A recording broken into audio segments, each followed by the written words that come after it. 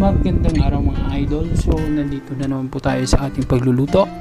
Ang gagawin po natin ngayon ay kalderetang manok. So ang mga ingredients natin: manok, sibuyas, bawang, red bell pepper, carrots, patatas, paminta, ginisa mix, mantika, liver spread, tomato sauce. So ayan po ang ating mga ingredients, mga lods. So ang una po natin gagawin ay magpainit ng kawali tsaka mantika. Ibuhos ang mantika kasi magigisa po tayo ngayon.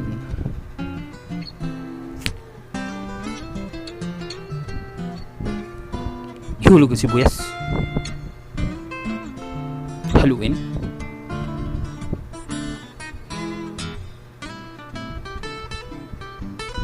isunod ang bawang, haluin din,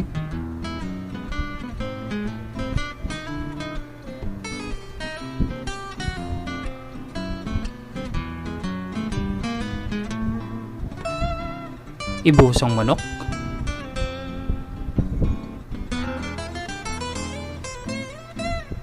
haluin,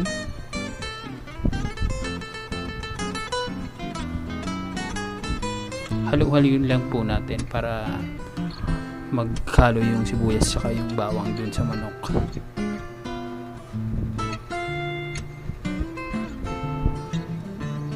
Tapos antayin lang natin kumulo.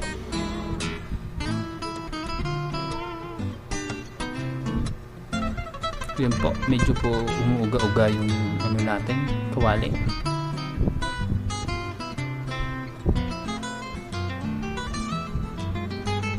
Takpan. Hopya. Ayan. Medyo kumukulo-kulo na, lagyan ng tubig. Siguro ganon. Kalahating tasang tubig.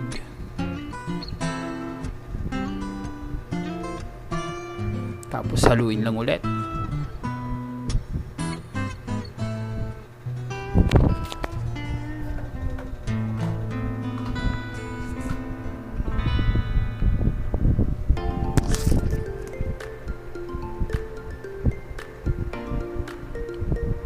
Oops! Takpan.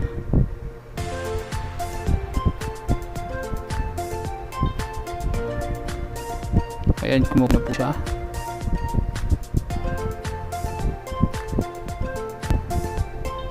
Lagay ng paminta,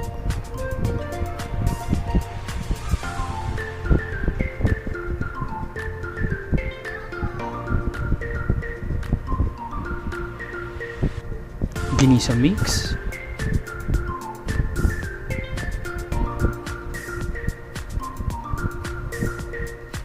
ginisa mix ulit, haluin,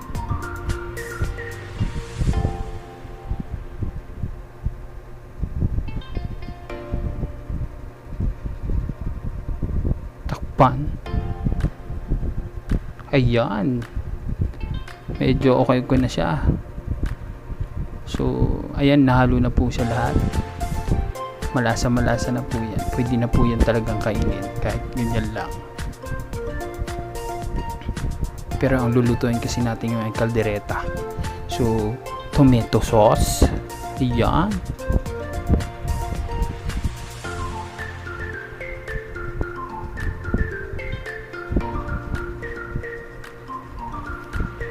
haluin lang po natin ulit. Sa pagluluto kasi paulit-ulit po tayo maghahalo para po sumiksik yung lasa dun sa loob ng niluluto natin.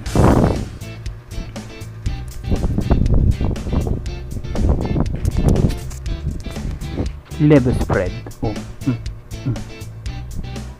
Ayaw lumabas. Ayun, shot. So hihiwa-hiwalayin lang po natin.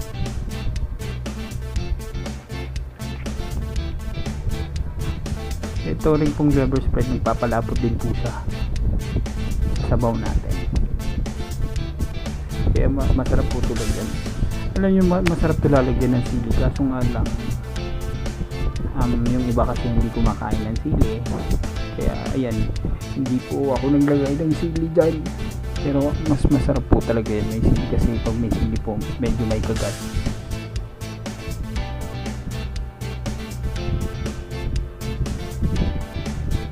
Ayan o, tingnan nyo, lumapot na po yung sabaw natin at ilagay na natin ang ating bell pepper, carrots, tsaka yung patatas.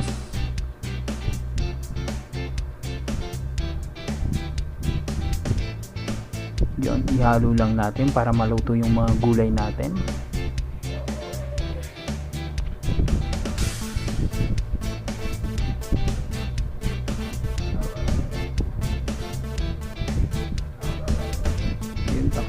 Ayan, luto na siya guys. Sarap. So i-check lang natin yung patatas saka yung carrots kung malambot na po ba.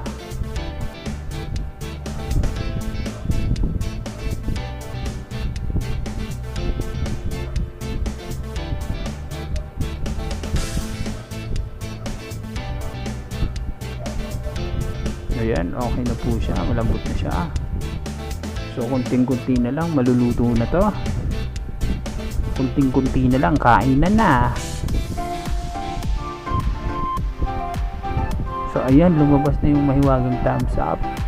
Okay na daw, approve. So ayan, ayan po ang ating kaldereta ala Bongky. Sarap, yummy.